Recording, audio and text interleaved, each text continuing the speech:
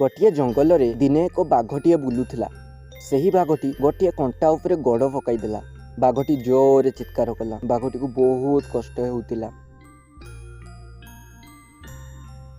बाघटी निजे कंटाटी को काढ़ा चेष्टा कला, किंतु से कंटाटी को काढ़ी पारिला नहीं।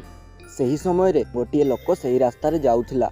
सही लोकटी बाघर चित्कार सुनी मन को मन कहवाकू लागिला, बोध हुए गोटे जीव कष्ट रे अछि।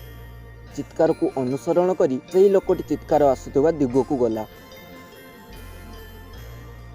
लोकटी बाघटी को देखी डरी गला। लोकटी किंतु बाघटीर कष्ट को देखी बाघ को साहाय्य करिबो बोली भाबिला। लोकटी बाघ पाखकू गला एवं कंटाटी को काढ़ी देला।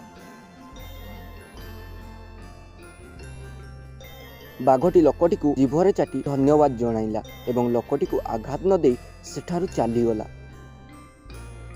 किछि दिन परे किछि डाकू सही जंगल को शिकार करिबा पई आसिले एवं सही जंगलर जीव मानकू धरी गाँ रे कुस्ती लड़ेबा पई नेई गले। सही डाकू मानक मध्यरु जणे कहिला, गोटे लोक को धरी बाघ सहित लड़िबा पई पिंजरा मध्यरे छाड़ी दियो।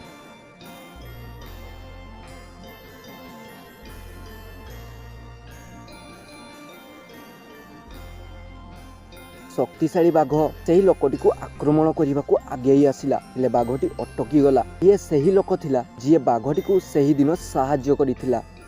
बाघटी सही लोक पाखकू गला एवं नम्रतार सहित काटिबाकू लागिला। सही लोकटी मध्य बाघटी को गेल कला। यह देखि डाकू मानकू मध्य निज भूल अनुताप हैला। से माने बाघ एवं मनीष को मुक्त करदेले।